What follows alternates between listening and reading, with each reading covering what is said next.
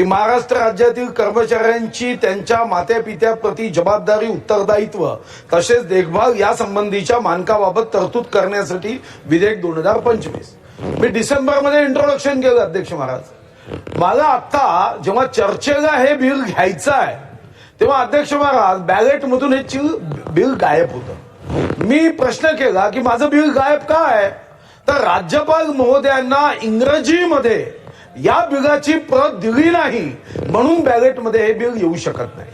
अध्यक्ष महाराज, याच्यात माझा दोष नाहीये. अध्यक्ष महाराज, डिसेंबरमध्ये इंग्रजी प्रत उपलब्ध करून देण्याची जबाबदारी अध्यक्ष महाराज हे विधी व न्याय विभागाची असतानाही माता पित्याची जबाबदारीच्या संदर्भात एक गंभीर कायदा ज्यामध्ये मी मागणी केली की एखाद्या सरकारी अधिकारी कर्मचाऱ्यांच्या आई वडिलांनी माझा पोरगा कर्मचारी आहे, अधिकारी आहे, मला पोसत नाही तर 20% पगार 1 महिन्याच्या आत त्यांच्या खात्यात जावा, एवढा एक महत्वपूर्ण देशात एक उत्तम क्रांतिकारक निर्णय आई वडिलांच्या संदर्भातला हा करायचा होता.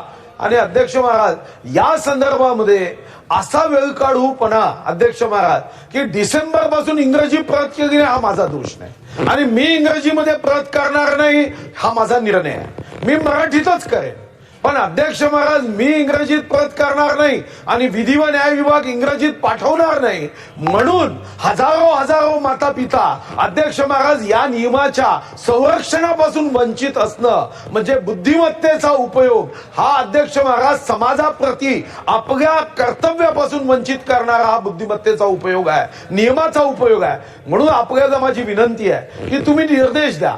इंग्रजी कॉपी राज्यपालांनी एकतर जसं अधिकाऱ्यांनी मराठी शिकून घेतलं पाहिजे तसं राज्यपालांनी मराठी शिकून घेतलं पाहिजे. बरं, ते मराठी शिकून घेत नसतील तर कमीत कमी त्यांच्या अधिकाऱ्यांनी इंग्रजीत ट्रान्सलेट करून दिलं पाहिजे.